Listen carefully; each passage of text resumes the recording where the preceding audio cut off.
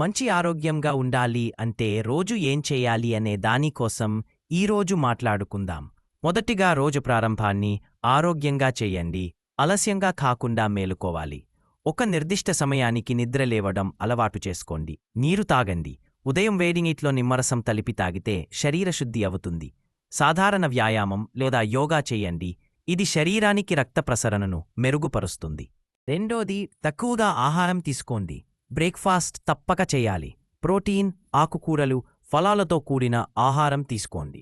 మధ్యాహ్నం మరియు రాత్రి భోజనం కూరగాయలు, లీన్ ప్రోటీన్లు, గోధుమల వంటి పదార్థాలు ఉండేటట్టు తీసుకోండి. జంక్ ఫుడ్ నివారించండి. మితిమీరిన చక్కెర, ప్రాసెస్డ్ ఆహారం తక్కువగా తీసుకోండి. నిత్యం నీరు తాగాలి. రోజుకు కనీసం 8-10 గ్లాసులు నీరు తాగండి. మూడవది, శారీరక చురుకుతనం. రోజు కనీసం 30 నిమిషాలు వ్యాయామం చేయాలి. నడక, జాగింగ్, డాన్స్ లేదా సైక్లింగ్.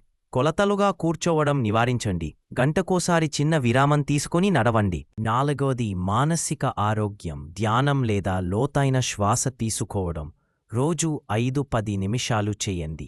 అధిక ఆలోచన నివారించండి. ప్రస్తుతం ఏం జరుగుతుందో దానిపై దృష్టి పెట్టండి. 5. చక్కటి నిద్ర అవసరం. రోజుకు కనీసం 7 గంటలు నిద్ర అవసరం. నిద్రకు ముందు మొబైల్ దూరంగా పెట్టండి.